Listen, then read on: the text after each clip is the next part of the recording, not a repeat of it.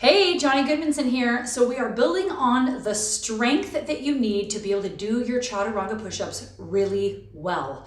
When you go into a yoga class and you're doing a lot of Chaturanga push-ups, the automatic assumption is the practice is you can do that with your own body weight well. And if you can't do that yet, try your Chaturanga push-ups without body weight. I'll show you how to do that.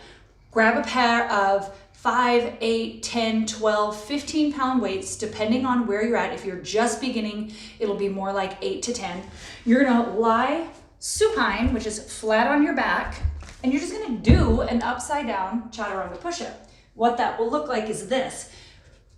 Align your shoulders and your elbows on the floor, and just like your Chaturanga push-up, straighten your arms, and then really drawing your mind's eye to your lats, the muscles on the back side where your kind of, if you're a lady, your bra line goes. If you're a gentleman, it's kind of the bottom of your nipple line on the back side. So you draw those down, but don't let your ribs stick out. That's where your mind's eye is while you're actually drawing the weight down. Don't worry about these front muscles. It's a pushing movement. So the front muscles will just do what they're gonna do. When your mind is working through large movements like this, your mind needs to be focusing on the stabilizers. That's the backside.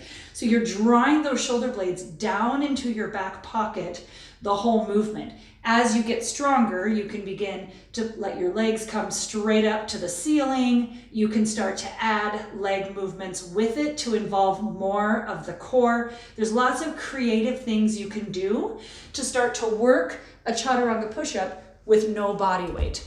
Lastly, because in yoga there are so many pushing movements, think Chaturanga push-ups, planks, arm balances, right? There's very little pulling motions. So there's pushing motions, but there's very little pulling toward you, which is a very strong movement. Getting some kind of a band like this, or even this would work. You can grab that band, squeeze, get your hands kind of close together, and then create as much tension as you can, drawing your hands away from one another. And the movement isn't you drawing away. The movement that you're really focusing on is to take this back side of the shoulder, the same muscles you're using in a Chaturanga push-up, and draw them back and down. Hold them back, down, and together while you just pulse with resistance on this band.